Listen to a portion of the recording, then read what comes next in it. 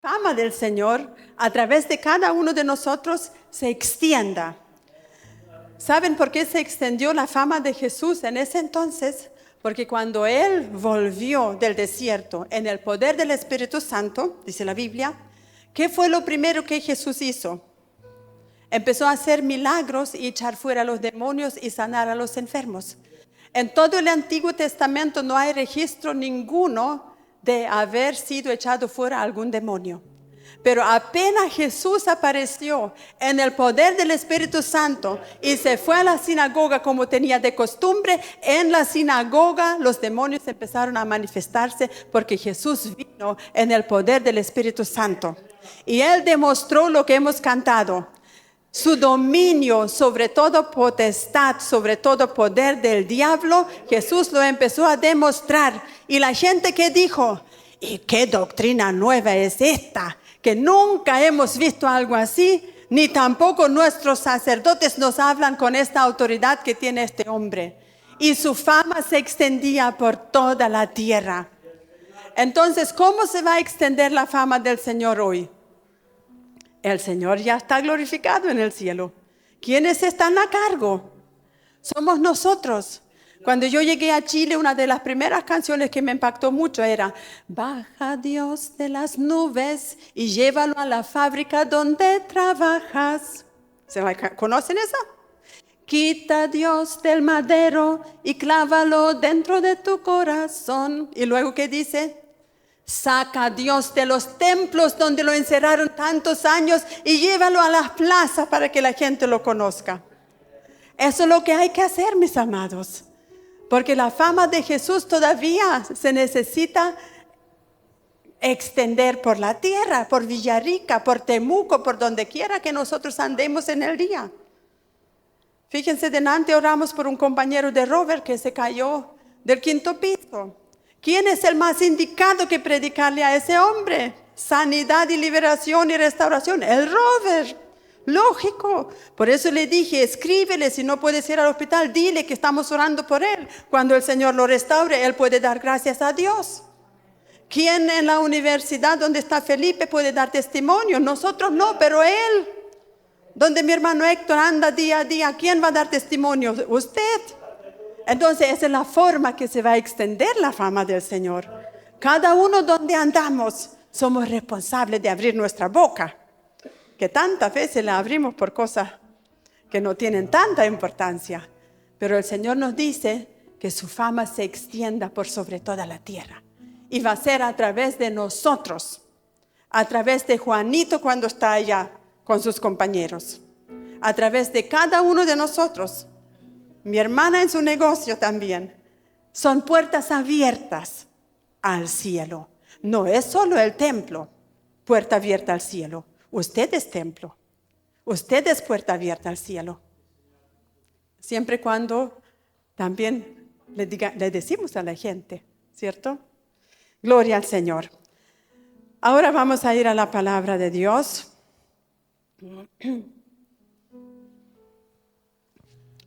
Apocalipsis capítulo 12, versículo 11 fue el mensaje del domingo pasado, ¿cierto? ¿Qué decía ese verso? Y ellos le han vencido por medio de la sangre del Cordero y por el testimonio, por la palabra de su testimonio. Amén. Entonces el pastor nos habló de la sangre de Jesús, que en el fondo me robó mi mensaje porque el domingo pasado iba a predicar yo. Bueno, le dije lo que tenía del Señor. Y cuando él empieza a hablar de la sangre del Señor, dije, Señor, no puede ser. Eso es estar en un mismo espíritu, cuando el Señor nos habla la misma cosa. Entonces, el domingo pasado para los judíos fue un día muy importante, quizás el más importante de todo el año, que se llama Yom Kippur, que es el día del arrepentimiento. El día 24 de septiembre, los judíos no trabajaron, sino cada uno tuvo un día muy especial como introspectivo, donde ellos piensan en su vida, cómo mejorar su vida delante de Dios, cómo mejorar su vida familiar y hacen buenas obras. Son las costumbres que ellos desarrollaron a través de los años. Entonces, ese día ellos lo celebran o lo guardan ese día, hacen cosas especiales en memoria de un día muy especial que Dios les había ordenado en el Antiguo Testamento. Si nos acordamos cuando el pueblo de Israel iba por el desierto, la presencia de Dios se manifestaba en esa carpa grande que Dios mandó hacer, ¿cierto? Donde cuando uno entraba eran primero los atrios, luego los sacerdotes entraban al lugar santo, donde estaba el candelabro, donde estaba el altar del incienso y la mesa con los panes de preposición. Y luego había una cortina que separaba el lugar santísimo del lugar santo.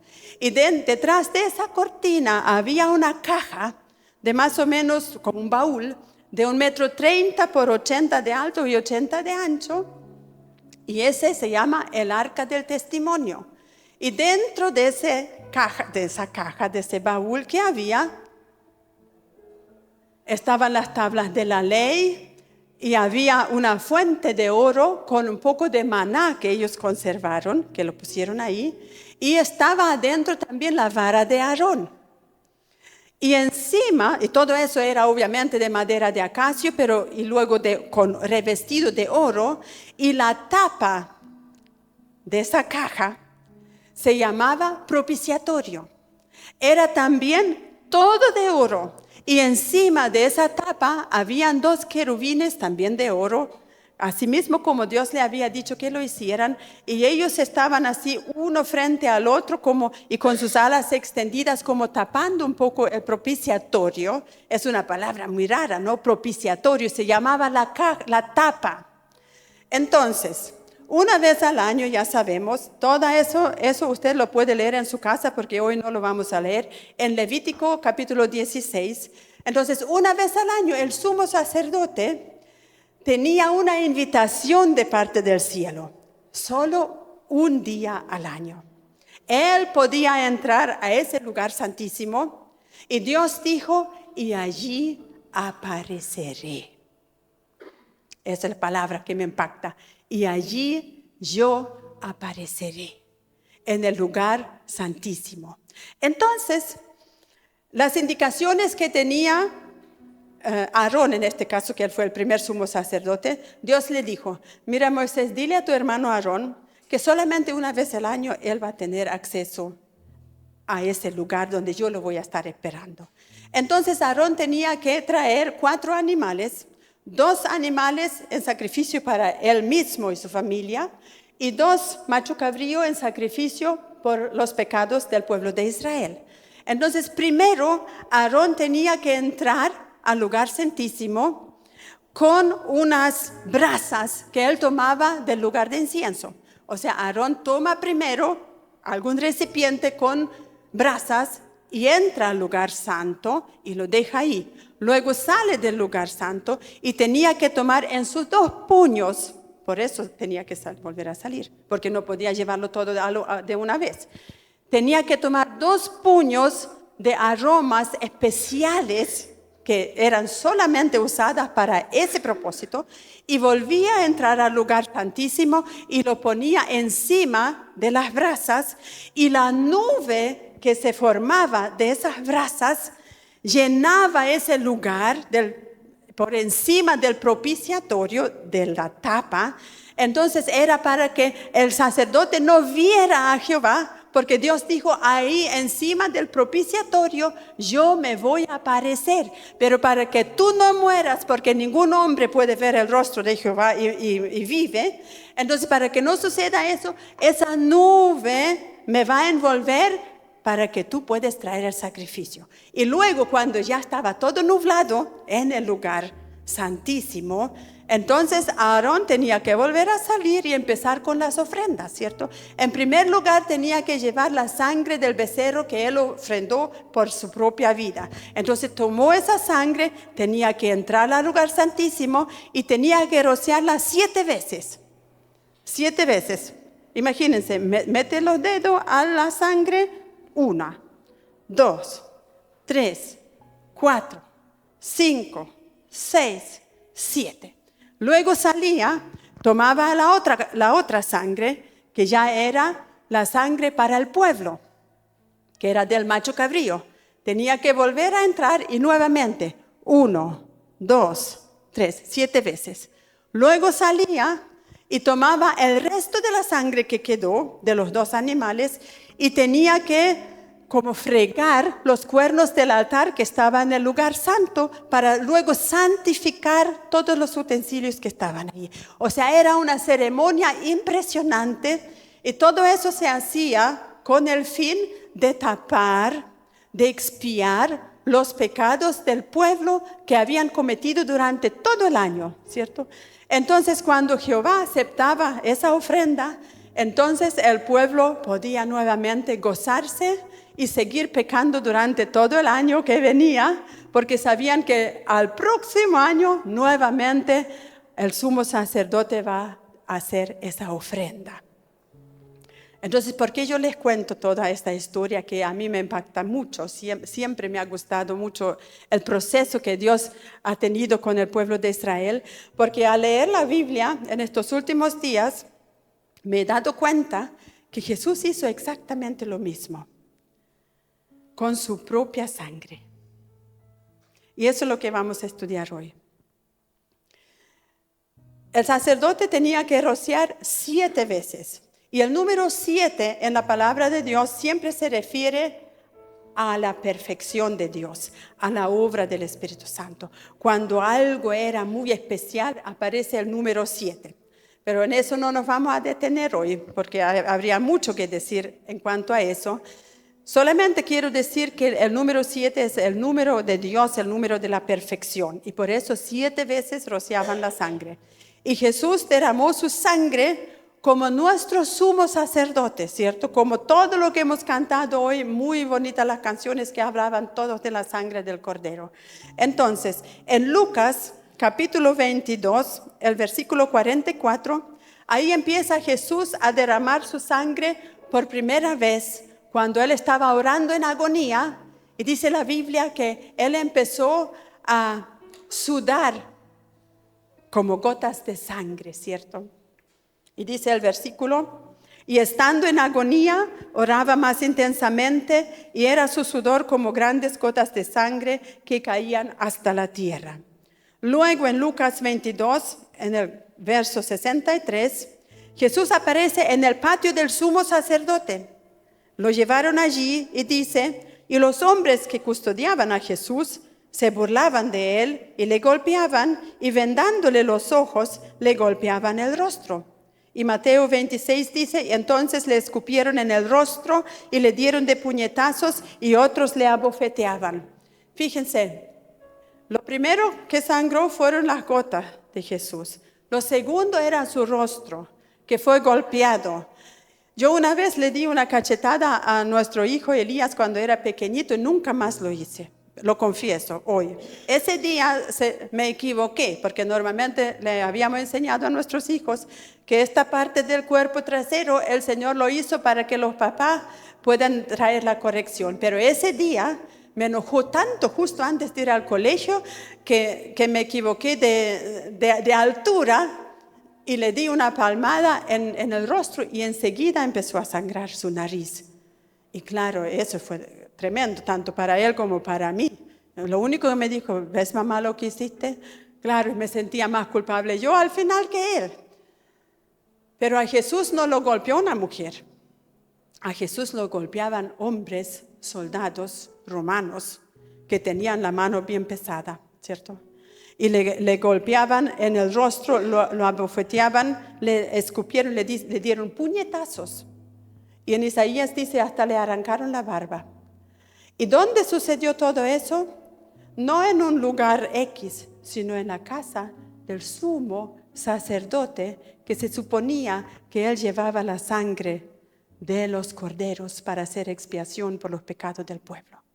Qué tremendo. No sé cómo eso, solamente porque Dios tiene que haberle bloqueado los ojos, como dice la palabra, porque es algo increíble cuando uno se lo imagina, ¿no?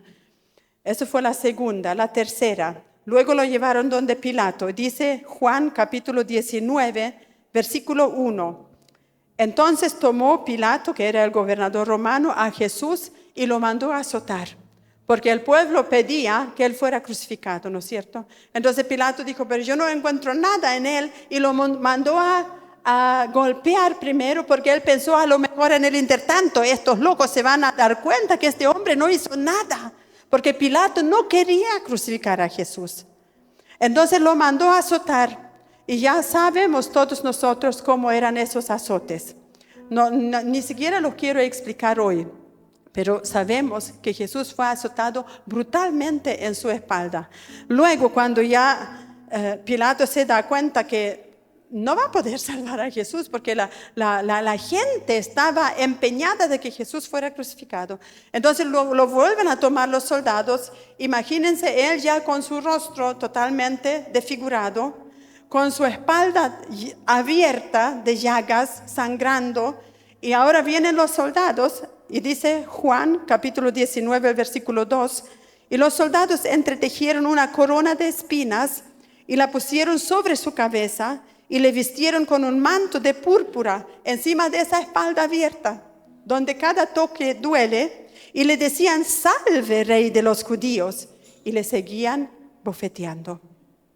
Entonces ya empezó a sangrar toda su cabeza aquí arriba por esos tremendos, ¿cómo se llama eso? Espinas, por las espinas que se enterraban en su cabeza. Y en otro pasaje dice, y más encima con palos empezaron a golpear para que entraran bien esas espinas en la cabeza de Jesús. Es el número 4. Luego lo llevaron a la crucifixión, a Gólgota. Y en el Gólgota, en primer lugar, le clavaron sus manos. Y sus manos empezaron a sangrar. Y la historia dice que el primer palo, el que iba así de esa forma, ya estaba enterrado en la tierra. Y luego clavaban a los que iban a ser crucificados en el otro palo, que iba de esta forma. Y luego lo subían para amarrarlo al otro palo que ya estaba parado. Y cuando ya habían subido al cuerpo del Señor, todo ensangrentado, entonces le clavaron sus pies. Son 6 veces que el cuerpo de Jesús ya sangró para estar en la cruz. Y yo me imagino que obviamente él ya estaba en una tremenda agonía porque casi no le quedaba sangre ya en su cuerpo. Y luego el número 7 dice Juan, capítulo 19, el 33. Mas cuando llegaron a Jesús, los soldados que fueron a revisar si habían muerto los crucificados, como le vieron ya muerto, no le quebraron a él las piernas. Pero uno de los soldados le abrió el costado con una lanza y al instante salió sangre y agua. O sea, vio que ya está muerto el hombre, pero faltaba la perfección, la número 7. Entonces el soldado abrió el cuerpo de Jesús para que él derramase por 7ª vez su sangre por la humanidad. Entonces lo que se hacía en el Antiguo Testamento es una prefigura de todo lo que se vive hoy en el Nuevo Testamento. Entonces, cuando leemos la palabra del Señor y algo no nos parece muy bien en el Antiguo Testamento, siempre busque el paralelo en el Nuevo, porque la Biblia dice que todo lo que sucedió en el Antiguo Testamento es prefigura de lo que iba a venir. Y fue escrito para nosotros, para que nosotros aprendamos y sepamos y conozcamos al Dios que servimos. Entonces, cuando Jesús ya estaba en la cruz, ahí donde Él se identificó completamente con nuestra naturaleza pecaminosa. Porque la Biblia dice que en su vida Jesús fue tentado en todo, mas nunca pecó. Entonces a Jesús, la ira de Dios no podía descender sobre Jesús porque Él no tenía pecado. La ira de Dios, dice la Biblia clarísimo, desciende sobre el hombre pecador. En Salmos dice, la bendición de Jehová está en las tiendas de los justos, mas la ira de Jehová está en la casa de los injustos. Y eso es tremendo. A veces uno no quiere hablar esas verdades, pero así es. La ira de Jehová, el enojo de Jehová está sobre la casa de los injustos. No porque Dios odia al injusto, sino porque Dios no puede hacer nada por el injusto, al menos que el injusto acepte a Jesús como su Señor y Salvador. Entonces, cuando Jesús ya estaba en la cruz, ahí donde Él se identificó con nuestro pecado, la Biblia dice, ahí cargó Dios sobre Él todo el pecado de la humanidad. Y Jesús es nuestro propiciatorio. Como le dije delante, la tapa de la caja donde aparecía Dios en el Antiguo Testamento, la Biblia dice que ahora Jesús, Él es como nuestra tapa, nuestro propiciatorio, donde quedó todo lleno de sangre y la gloria de Dios puede descender. ¿Por qué podía descender la gloria de Dios sobre el propiciatorio? Porque estaba la sangre ahí. Y ahora cuando Dios nos mira a nosotros, nos mira a través de la sangre del Cordero. Y por eso Él puede acercarse a nosotros y nosotros a Él. Porque si no fuera por la sangre del Cordero, caeríamos muertos delante de Dios.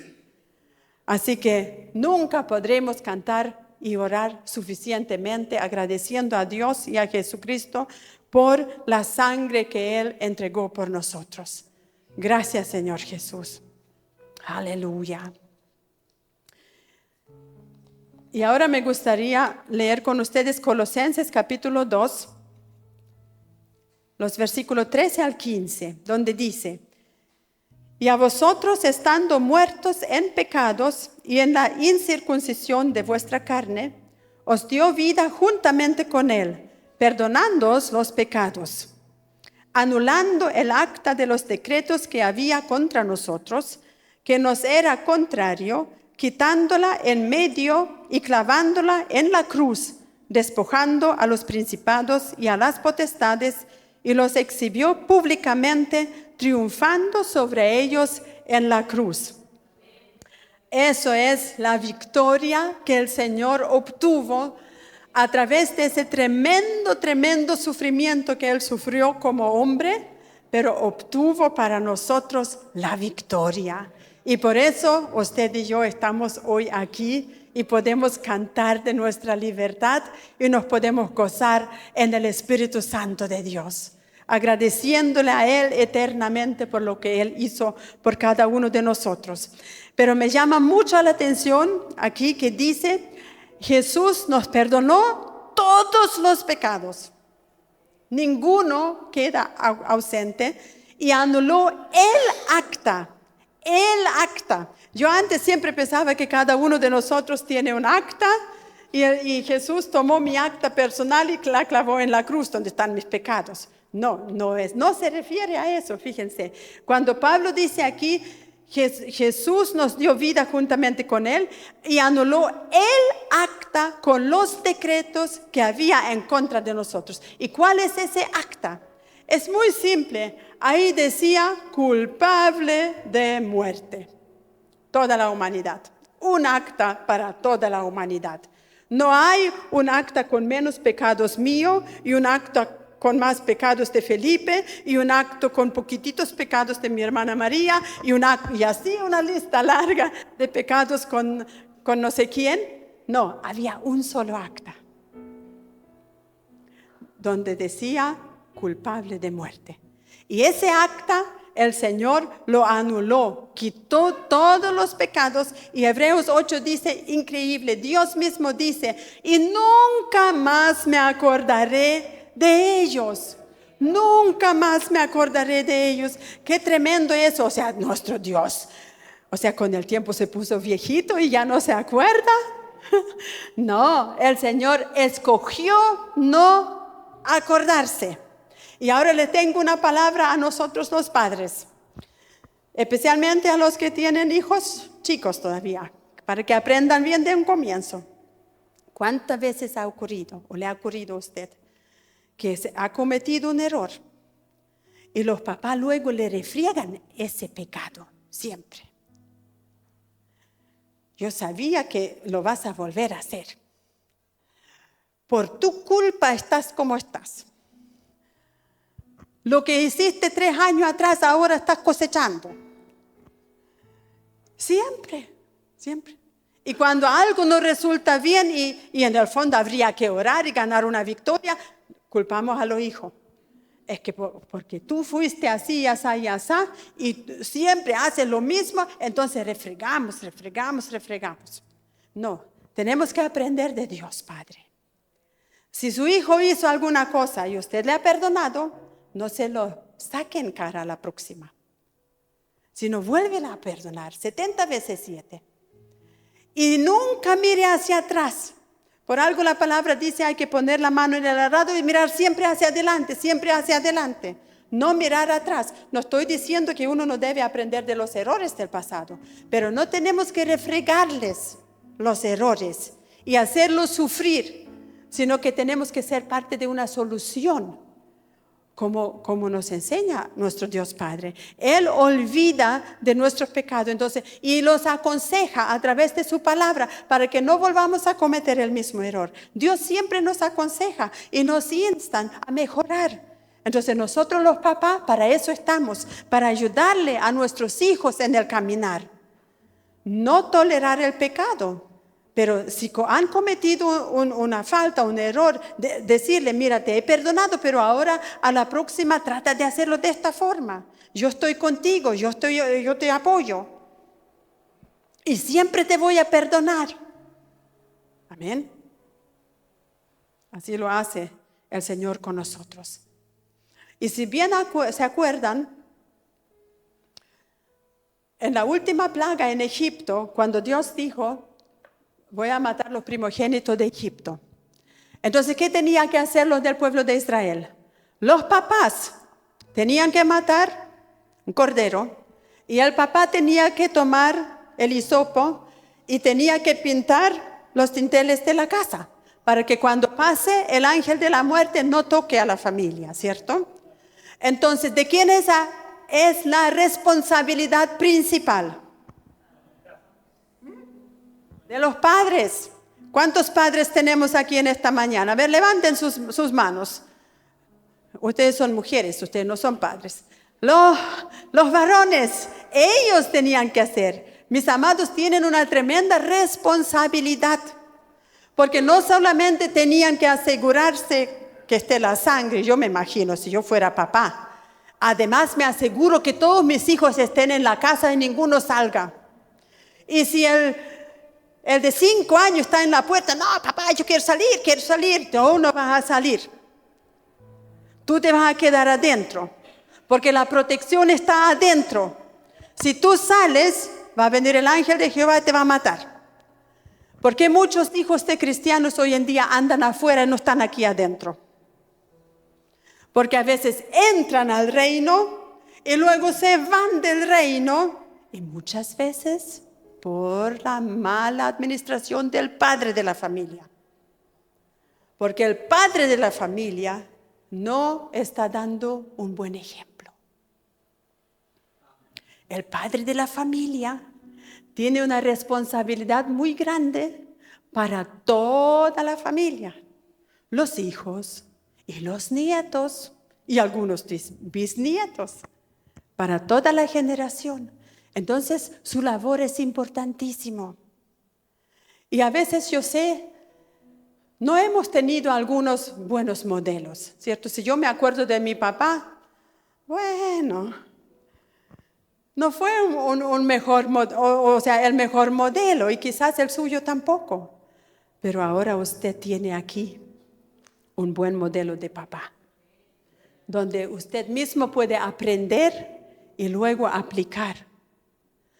¿De dónde van a aprender mis hijos cómo debe tratar un esposo a la mujer? Bueno, del esposo, ¿cierto? ¿De dónde van a aprender mis hijas cómo debe ser una mujer piadosa? Lógicamente de mí. Pero para eso hay que asegurarse que no salgan cuando no deben salir. Los que tienen niños pequeños, si quieren ir a ciertas partes, usted dice que no es no. Por tu bien.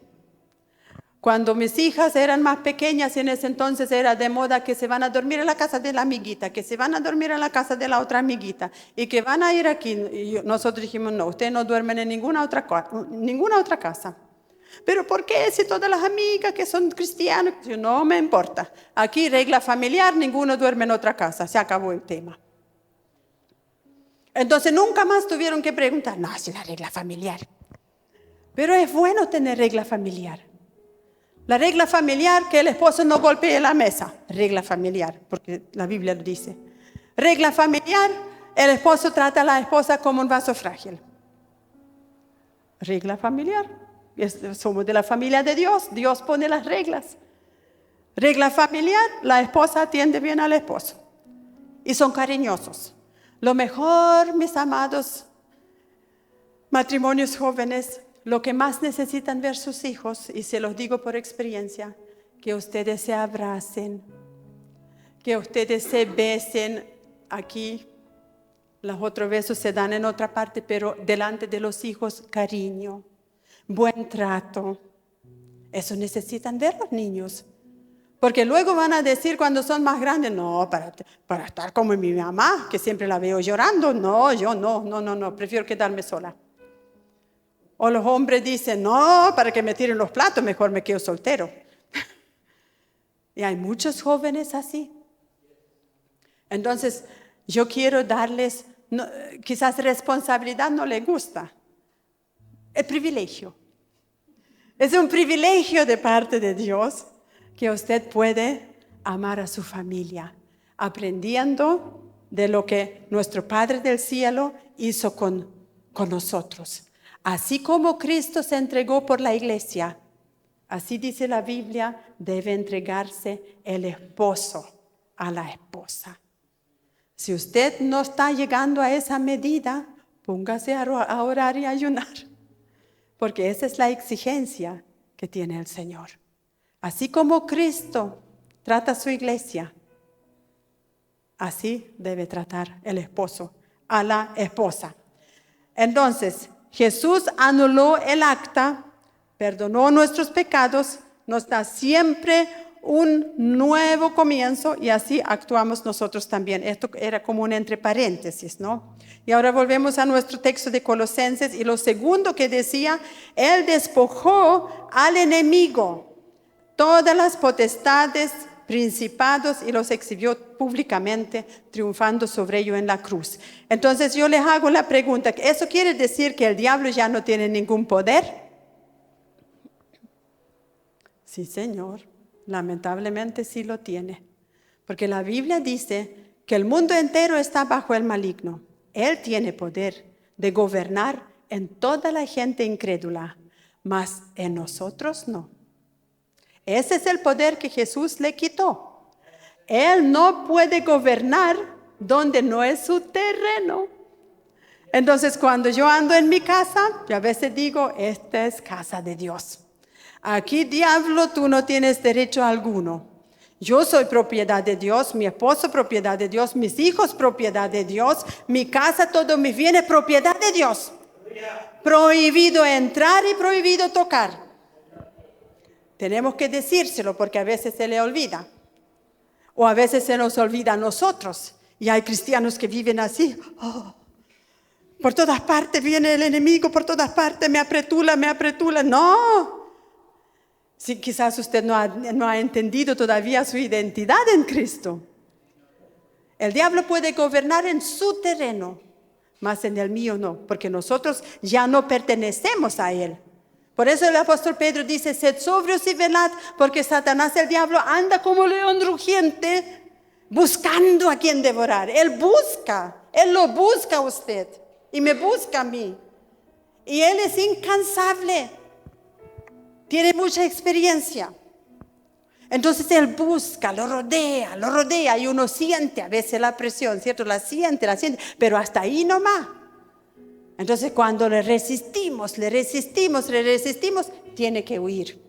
Una vez le expliqué lo que significa resistir. Resistir se refiere cuando en el Antiguo Testamento se sitiaba una ciudad. Cuando el ejército era muy, muy pequeño y sabían que no van a poder contra esos, entonces rodeaban la ciudad.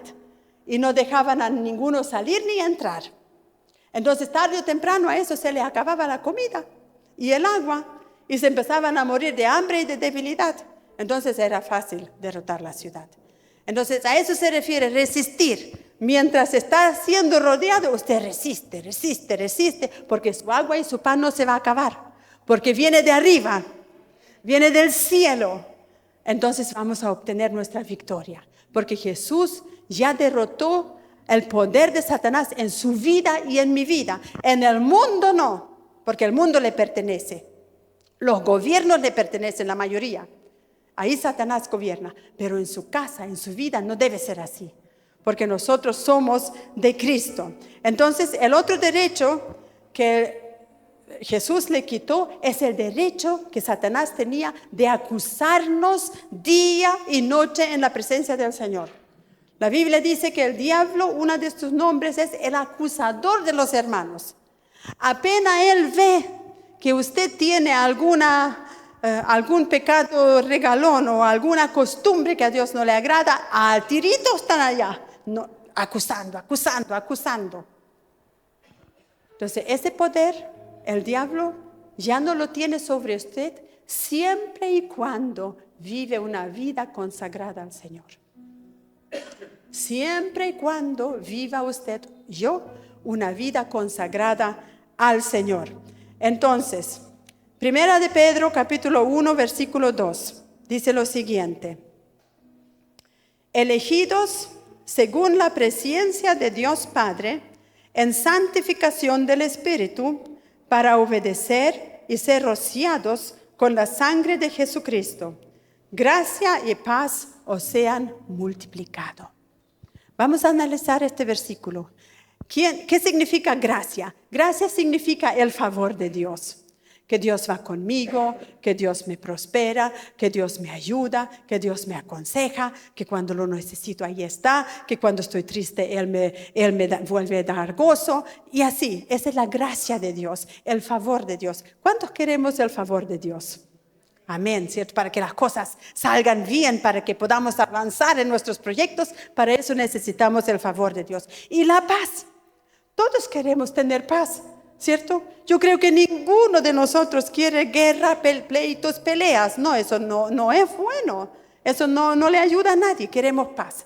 Pero para tener gracia y paz, y más encima que se multiplique. Fíjense que se multiplique. Gracia y paz por 2, por 3, por 4, por 8. O sea, es infinito. ¿Cierto? Infinito. Para que eso suceda, tenemos que obedecer lo primero que dice este versículo. Dice que Dios nos eligió. ¿Para qué cosa? Para obedecer. Primero, para obedecer, y luego dice, y ser rociados con la sangre del Cordero. Ser rociados con la sangre de Jesús. Entonces es tan importante que nosotros todos los días nos acordemos, estoy rociada con la sangre de Jesús. No es una protección mágica, mis amados. A veces uno cree que cuando yo digo, no, la sangre de Jesús me cubre y ya el enemigo no me va a tocar. No, si eso no es una magia. Si yo digo, la sangre de Jesús me protege, el diablo no me puede atacar, pero soy un mentiroso, soy un ladrón, soy un airado, le vivo gritoneando a mis compañeros, me porto mal en cualquiera de los pecados que a usted se le ocurre, la sangre de Jesús no va a hacer ni una cosa. Al menos que usted doble su rodilla, se arrepiente y cambie. ¿Me entienden? Que no es una magia. No es porque yo digo la sangre de Cristo, entonces ya el diablo va a temblar y va a arrancar. No, la sangre de Cristo va a tener efecto cuando usted obedezca la palabra de Dios. Entonces estoy rociada con la sangre del Cordero. Y entonces la sangre de Jesús va a ser en beneficio mío. Porque usted sabe que la sangre de Jesús habla. La Biblia dice, la sangre de Jesús habla mejor que la sangre de Abel, dice en Hebreos. Porque cuando Caín mató a su hermano Abel y la sangre cayó en tierra, ¿qué dijo Dios? La sangre de tu hermano clama a mí. Clama a mí. ¿Y qué clamaba la sangre del justo Abel? Mira, Dios, lo que me hizo. ¿Cuándo me vas a vengar, Señor? Yo soy justo delante de ti, sin embargo, este me mató. Mi propio hermano. Y la sangre de Abel clamaba. Y Dios escuchó, al tiro escuchó. ¿Qué clama la sangre de Cristo? Padre, perdónales, que no saben lo que hacen. Ese es el clamor de la sangre de Cristo. Cuando nosotros pecamos en cualquier cosa que sea, pensamiento, acciones, cualquier cosa, la sangre de Cristo clama. Perdónales porque no sabes de lo que hacen en su ignorancia. Perdónale porque no se acordó del pasaje. Perdónale, perdónale, perdónale. Sí, Padre, yo lo justifiqué, yo di mi vida por Él. Eso es el lenguaje de la sangre de Cristo. Y para entenderlo un poquito mejor, para que usted se vaya así bien lleno de gozo en este día, vamos a mirar 7 aspectos de la sangre de Cristo. Como el sacerdote roció 7 veces la sangre, Jesús derramó 7 veces la sangre de su cuerpo. Vamos a ver 7 beneficios que tenemos nosotros por la sangre de Cristo. ¿Les interesa? Sí, a mí también. Miren, lo primero, el perdón de pecado. Eso siempre lo hemos sabido y lo cantamos, lo agradecemos al Señor. El primer beneficio, cuando aplicamos la sangre de Jesús a nuestra vida, Primera de Juan 2:2 dice, Él es la propiciación por nuestros pecados. Ya sabemos de dónde viene esa palabra, de esa tapa que estaba encima del arca del pacto.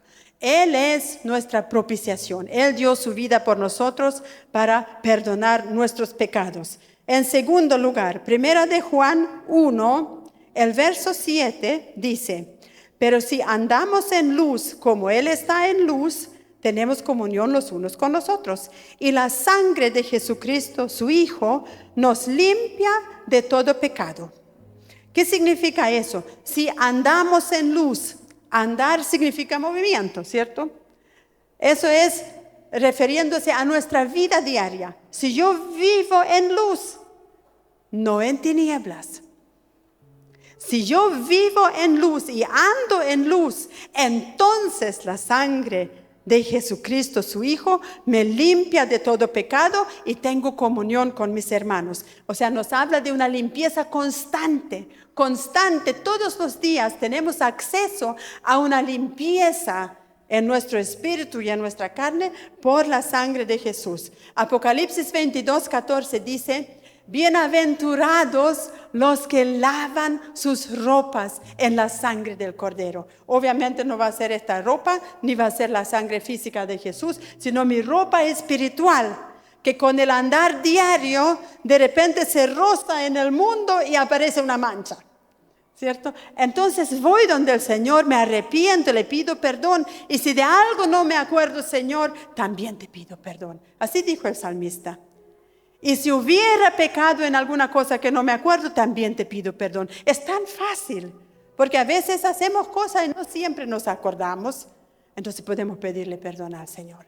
Y así vamos a estar siempre con nuestra ropa limpia, para que en el momento cuando suene la final trompeta, su ropa esté resplandeciente y no se tenga que quedar abajo porque su ropa está media embarrada. Y algunos cristianos andan con su ropa, ya no está ni blanca ni gris, está lleno de barro. Porque no aprovechan a lavar, teniendo el recurso, ¿cierto? Es lo mismo si usted tiene un jabón en casa y trabaja en la huerta y luego no se lava. ¿Será culpa del jabón? No, el jabón está ahí, solo falta que usted lo tome, lo use y se lave. Y sus manos van a estar limpias. Así es con la sangre de Jesús. No es que Dios no lo quiera limpiar. El punto es que usted no se acerca. Vaya, el lugar está abierto, está con permiso. Todo cristiano está con el permiso. Yo no voy a entrar a mi baño ahí y voy a decir, jabón, ¿te pido permiso usarte? Si el jabón tuviera boca me diría, pero qué ridículo, para eso estoy. Entonces el Señor a veces yo creo que Él se maravilla de algunos de nosotros, pero si para eso estoy yo, ¿cómo que no me pide ayuda? ¿Cómo que no me pide un consejo? Si yo se lo daría si solamente me preguntara.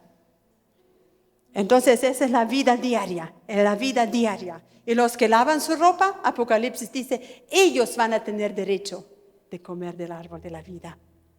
Solamente ellos. Punto número 3. Somos justificados por la sangre de Jesús. Y leemos Romanos 5, versículo 8. Mas Dios muestra su amor para con nosotros en que aun siendo pecadores, Cristo murió por nosotros. Pues mucho más, estando ya justificados en su sangre, seremos salvos de la ira de Dios. Podemos decir, soy justificado por la sangre de Jesús. A ver, dígalo fuerte. Soy justificado por la sangre de Jesús. Es importante que usted lo diga. ¿Sabe por qué? Porque Apocalipsis dice, lo han vencido por la palabra de su testimonio. Por su palabra usted tiene que hablar. No solamente mental. Tiene que hablar. No sé si han visto, o sea, yo vi a veces un boxeo, cuando están cada uno en el ring, ¿cierto? Y se miran así. Y hacen ver su músculo más grande de lo que son. Y uno le dice al otro, te voy a vencer o te voy a machucar, y se empiezan a amenazar, ¿cierto? ¿Qué usan? Su boca. Porque a través de lo que se le dice al otro, el otro si le cree, le va a empezar a tener miedo y sus musculitos van a empezar a temblar. Así pasa también con nosotros. Si nosotros no abrimos nuestra boca hacia el enemigo que está en el otro lado del ring, él no va a saber que yo sé quién soy en Cristo Jesús. Pero cuando se lo decimos, ligerito va a empezar a temblar y ligerito va a empezar a huir. Pero usted tiene que abrir su boca, y especialmente los varones de la casa. Como ya les dije, ustedes tienen el privilegio más grande y la responsabilidad. Entonces, somos justificados por su sangre. Y 2 Corintios 5, 21 dice, al que no conoció pecado, por nosotros lo hizo pecado, para que nosotros fuésemos hechos justicia de Dios en él. Yo soy la justicia de Dios en él. O sea, ¿qué significa justo? Significa que no soy culpable de nada. No soy culpable. Porque Jesús se hizo culpable por mí. Por eso yo soy justo. Eso era la gran lucha de Martín Lutero, el cura católico, ¿cierto? Y el enemigo lo estaba ahí machucando en su cabeza.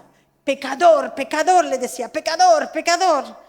Hasta que un día ya no dio más. Y le llegó la revelación de la palabra de Dios. El justo por fe vivirá. Y entendió que él no puede mejorar su conducta. Por mucho que ora, por mucho que ayuna, tenía que nacer de nuevo y ser justificado por Cristo. Y ahí se acabó su lucha.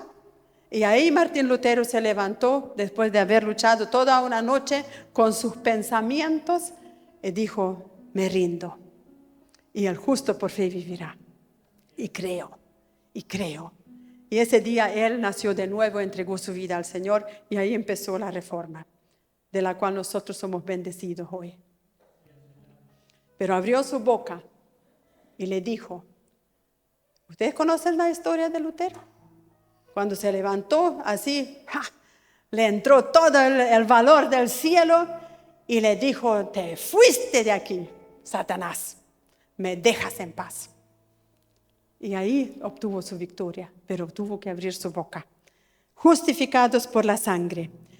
Número 4, somos santificados por la sangre de Jesús. Hebreos 13, versículo 12 dice, por lo cual también Jesús, para santificar al pueblo, mediante su propia sangre, padeció fuera de la puerta. O sea, Jesús entregó su vida, su sangre en la cruz, para santificarnos a nosotros. ¿Qué significa santificar? Apartar. Nos tomó de la mugre donde estábamos cada uno de nosotros y nos apartó para Él. Antes le servíamos al diablo y ahora le servimos a Él. Ya no somos parte de ese equipo, sino que somos parte de este otro equipo que anda en la luz, santificados, apartados. El apóstol Juan dice, todo el mundo está bajo el maligno, pero nosotros no, ¿cierto? Porque nuestra ciudadanía está ¿dónde? En el cielo. Vivimos en el mundo, pero ya no somos parte del mundo. Y eso usted tiene que declararlo durante el día. No piense que solamente cuando se aparta a orar usted puede hablar. No, ya le he dicho varias veces, usted puede hablar donde usted quiera. En el trabajo, en el baño, en la calle, en el supermercado. No necesita gritar, pero declarar cuando está solo por ahí, dice, oh, gracias Señor, yo soy justificado por la sangre de Jesús. Gracias porque me apartaste. Yo estoy en este mundo, pero sabe usted, querido vecino, yo no soy parte de este mundo. Porque mi ciudadanía está en otro lugar. Yo tengo una casa más allá, lo que me están esperando. Y uno puede glorificar al Señor.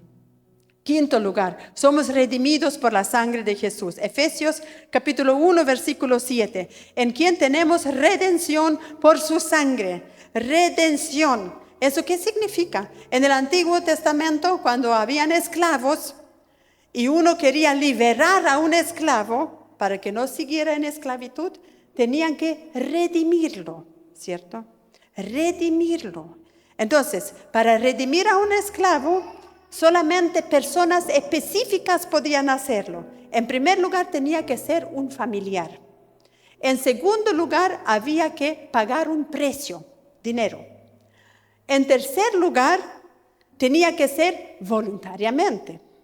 No a petición del esclavo, sino el familiar tenía que venir voluntariamente. Y en cuarto lugar, nunca tenía que haber sido el esclavo. Entonces, ¿quién nos podía redimir a nosotros? Solamente había uno que podía redimirnos, nuestro hermano mayor, que es nuestro Señor Jesús. Él es el familiar nuestro. En segundo lugar, Él nunca fue esclavo de nadie.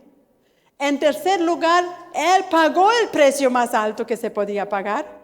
Y en cuarto lugar, lo hizo voluntariamente.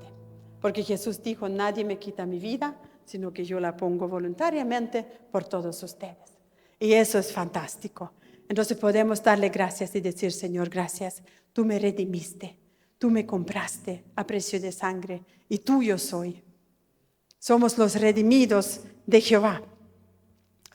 Primera de Pedro, capítulo 1, versículo 18 dice, sabiendo que fuisteis redimidos de vuestra vana manera de vivir, la cual recibisteis de vuestros padres, no con cosas corruptibles como oro o plata, sino con la sangre preciosa de Cristo, como un cordero sin mancha y contaminación. Fíjense bien lo que dice este versículo, de que fuimos redimidos, además de haber sido redimidos del gobierno de Satanás, de la vana manera de vivir, ¿de quién?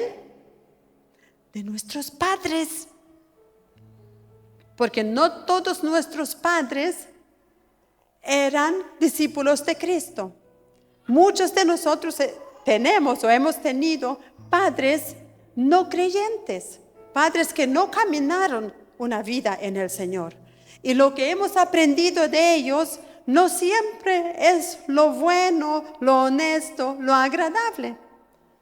Ellos en su buen intento han tratado de hacer lo mejor que supieron, pero de seguro que hicieron algunas cosas que nunca nos han bendecido, ¿cierto?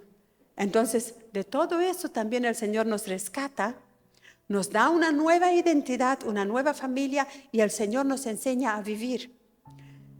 Mi casa no debe ser igual que la casa de mis padres. Cuando nosotros nos casamos, eso fue lo primero que nos propusimos.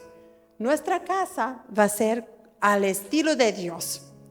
Yo no quiero aplicar ninguna cosa de lo que mis padres en su ignorancia me enseñaron mal. Yo voy a aplicar lo que yo leo en la Biblia. Y nos pusimos de acuerdo Y nos ha funcionado muy bien, gracias al Señor. Si ustedes necesitan modelo a seguir, y no es orgullo, no es un orgullo, es una realidad de que la vida con Cristo familiar funciona al estilo de Dios, cuando uno está dispuesto a someterse a la palabra del Señor. Entonces somos modelos a seguir. Cuando anoche conversamos con nuestro hijo Elías, 1 hora conversó mi esposo, luego me tuvo a mí durante 2 horas. 2 horas conversándome de todos los temas que le interesaban a él porque no tenía sueño, miren. Así que yo conversando de una cosa y al fin de la conversa me dijo, mamá, ¿sabes tú? Ustedes siguen siendo mi modelo a seguir. Y eso a mí me alegra mucho, porque los hijos sí necesitan modelo a seguir. Y que los papás jóvenes, porque siempre le digo a los papás jóvenes, porque ustedes tienen todo un camino por delante. Quizás los más viejitos entre nosotros ya se han mandado las embaradas, ya no hay nada más que hacer, pero sí pueden mejorar, ¿cierto? Pero los jóvenes tienen toda la bendición de aprender bien y aplicar bien. Luego, en sexto lugar, reconciliados con Dios, Colosenses 1:20. Y a vosotros también, que eran en otro tiempo extraños y enemigos en vuestra mente, haciendo malas obras, ahora os ha reconciliado en su cuerpo de carne por medio de la muerte, para presentarlos santos y sin mancha e irreprensibles delante de Él. O sea, el Señor en su cuerpo nos reconcilió con el Padre y más encima nos entregó el ministerio de la reconciliación, donde nosotros podemos decirle a la persona que todavía no conoce a Jesús, oye, ven a reconciliarte con Dios, Él te ama y te espera. Ese es el mensaje para las personas que todavía no conocen a Jesús. Y por último, liberados del gobierno del diablo. Colosenses 1, verso 13 dice, el cual os ha librado de la potestad de las tinieblas y trasladado al reino de su amado Hijo, en quien tenemos redención por su sangre, el perdón de pecados. O sea, el Señor no solamente nos salvó, nos limpió de nuestros pecados, nos redimió. Es como un combo, ¿se fijan? Es como algo completo, no falta ni una cosa. Y nos trasladó de las tinieblas a la luz. Y si nosotros andamos en luz, como Él está en luz, tenemos comunión los unos con los otros. Y la sangre de su Hijo Jesucristo nos limpia de todo pecado. Qué maravilloso eso, ¿no? Muy maravilloso lo que el Señor hizo por nosotros. Así que, hermanos, dice el escritor a los hebreos, teniendo la entrada amplia y abierta al lugar santísimo, que ya no es ese lugar del desierto, sino al lugar santísimo que está en el cielo. Y dice, donde Jesús entró con su propia sangre y la entregó por amor a nosotros.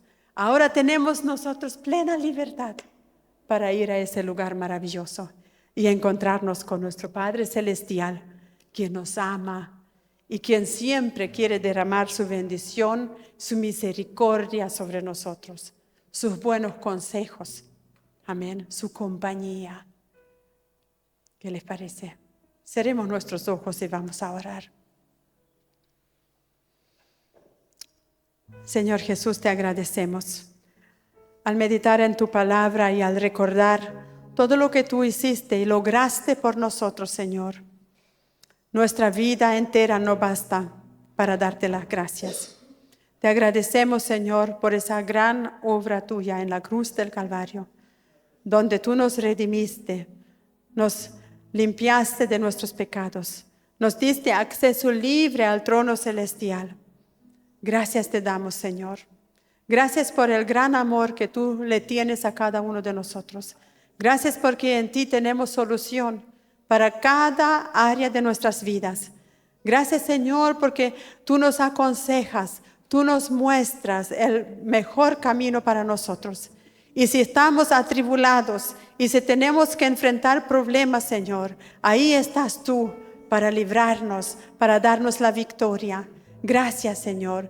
Yo quiero orar en esta hora por cada uno de nosotros y pedir que tu Santo Espíritu puede traernos aún más revelación de tu palabra, Señor.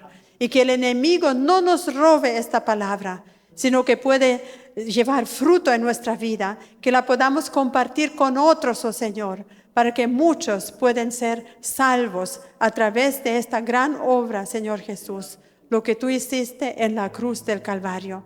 Te damos gracias, Señor, porque tú entregaste tu cuerpo para que nosotros podamos tener vida y vida en abundancia. No cualquier vida mediocre, sino una vida en abundancia, guiada por tu Santo Espíritu, una vida de victoria, Señor.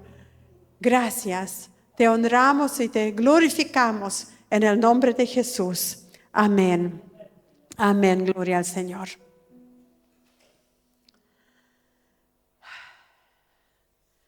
¿Cómo se sienten?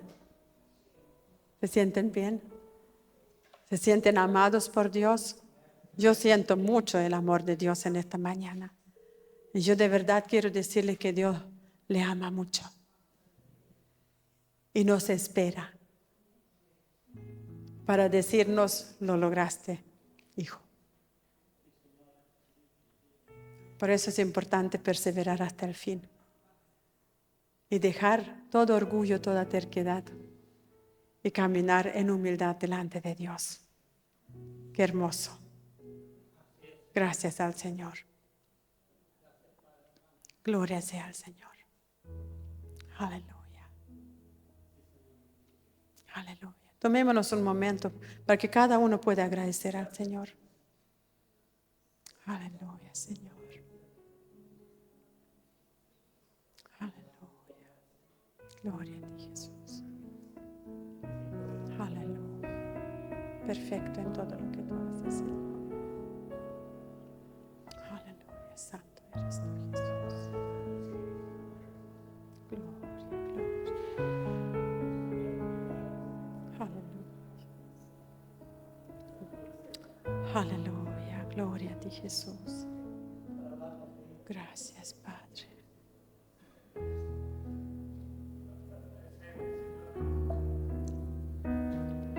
Aleluya. Aleluya. Gracias, Señor. Aleluya. Señor. Señor, en esta mañana queremos aprovechar de pedirte perdón. Si en nuestras vidas han habido pensamientos, actitudes, hechos que no te han agradado, Señor, te pedimos perdón y aplicamos la sangre de Jesús a nuestras vidas. Esa sangre que tiene poder para limpiarnos de todo pecado y de toda maldad. Gracias te damos, Señor. Limpia nuestra mente de todo pensamiento que no te glorifica. Todo pensamiento de impureza, Señor, que seamos limpiados.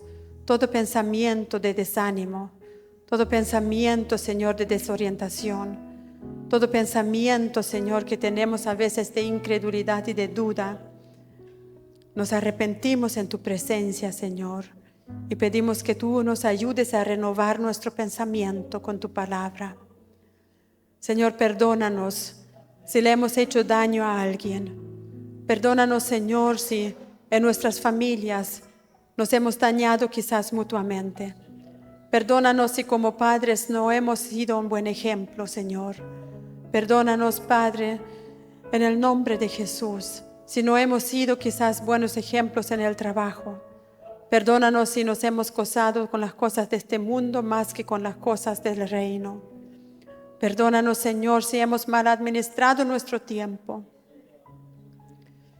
Perdónanos, Señor, si muchas veces perseguimos las cosas de este mundo, nuestro bienestar, nuestra comodidad. Perdónanos, Señor. Perdónanos si no hemos tomado en serio el ministerio que tú nos has dado de reconciliar al hombre contigo. Perdónanos, Señor. Perdónanos porque muchas veces quizás deberíamos haber abierto nuestra boca y no lo hemos hecho. Perdónanos, Padre, y ayúdanos a ser más sensibles a tu voz. Ayúdanos, Señor, a vivir bajo tu tus reglas, bajo tu palabra, porque sabemos que tú mismo dijiste, tu yugo es fácil y ligera es tu carga. Gracias, Espíritu Santo, porque tú estás con nosotros ayudándonos. Gracias te damos, Señor. Cada día dependemos de ti.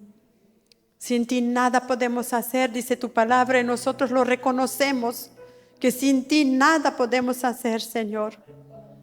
Y por eso estamos tan felices de tenerte a ti, porque tú nos orientas, tú nos ayudas, tú nos fortaleces, tú nos alimentas, oh Señor, tú nos amas.